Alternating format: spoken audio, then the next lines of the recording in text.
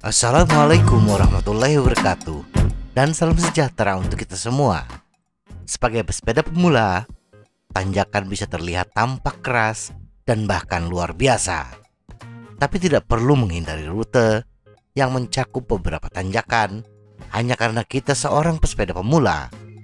Dengan latihan, sedikit keterampilan, dan pengetahuan yang benar, kita bahkan mulai menikmati bersepeda di tanjakan.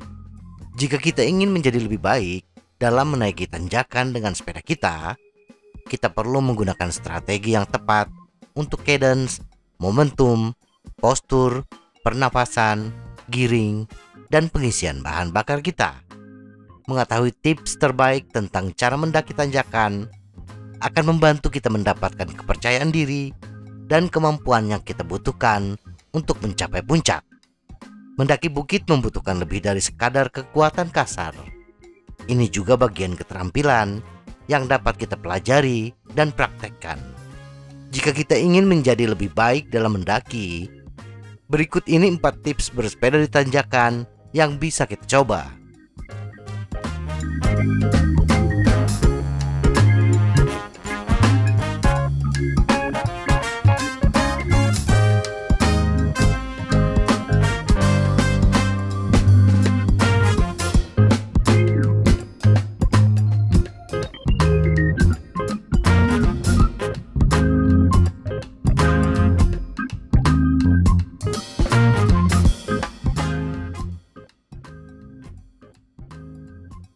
Satu, mulai dengan mudah.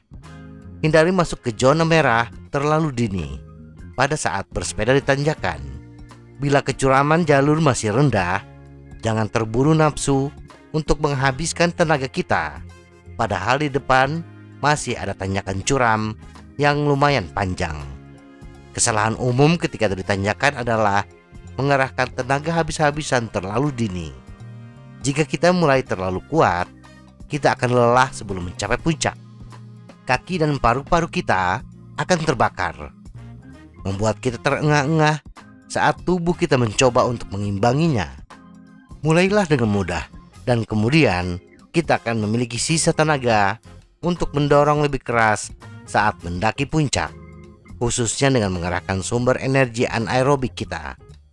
Jangan khawatir jika kita melihat sesama pesepeda menyalip kita ketika masih di bagian bawah. Jika yang menyalip kita bukan pesepeda yang berpengalaman, mereka akan bisa kita susul ketika di pertengahan tanjakan. Yakinlah, mereka akan kehabisan tenaga saat tanjakan semakin curam. Tapi tidak apa-apa jika teman kita lebih cepat dari kita. Semua orang mengendarai dengan kecepatan mereka sendiri. Bagaimanapun, jika kita bersepeda dalam sebuah kelompok, pesepeda yang lebih cepat hanya akan lebih cepat sampai di puncak dan sedikit lebih lama menunggu kita untuk berkumpul kembali dan menikmati turunan bersama. Dengan memulai dengan mudah, kita bisa mendapatkan alur yang baik, bertujuan untuk cadence yang nyaman atau kecepatan mengayuh. Jika kita mendapati diri kita memutar pedal terlalu cepat, maka kita dapat beralih ke gigi yang lebih keras untuk sedikit lebih bersemangat. Pacu diri kita dengan baik di tanjakan, dan kita akan memiliki banyak energi untuk sisa perjalanan kita. 2. Cadence antara 65 hingga 80 rpm. Kita pastinya perlu bekerja keras untuk mendaki tanjakan dengan menggunakan giring yang besar. Tetapi kemungkinan besar kita akan lelah dengan cara ini. Kaki akan terasa seperti terbakar, lebih banyak membakar bahan bakar kita, dan akhirnya paru-paru seakan meledak di sepanjang sisa tanjakan. Untuk itu, kita lebih baik memilih gigi yang lebih mudah dan berputar ke atas tanjakan dengan cadence yang lebih tinggi. Pilihan ini kurang membebani otot kita.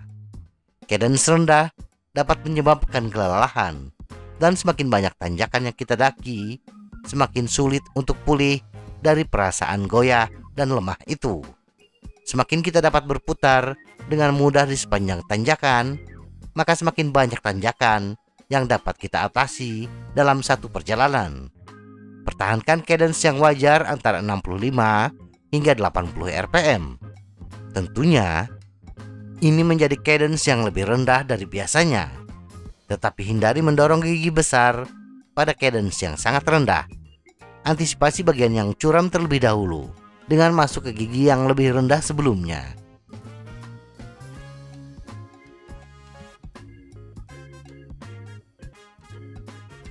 Tiga, zigzag. Jika aman dan tidak menghalangi atau membahayakan diri sendiri atau pengguna jalan lain, mendaki secara zigzag dapat digunakan untuk meratakan tanjakan. Tikungan yang ketat dan jepit rambut selalu kurang curam jika kita mengendarai garis lebar, dan pada bagian yang lurus, zigzag dari sisi ke sisi dapat sangat membantu jika keadaan menjadi benar-benar putus asa. Menantang tanjakan secara tegak lurus kadang-kadang menjatuhkan mental kita. Dengan bersepeda secara zigzag, setidaknya mengurangi persepsi kita tentang kecuraman tanjakan.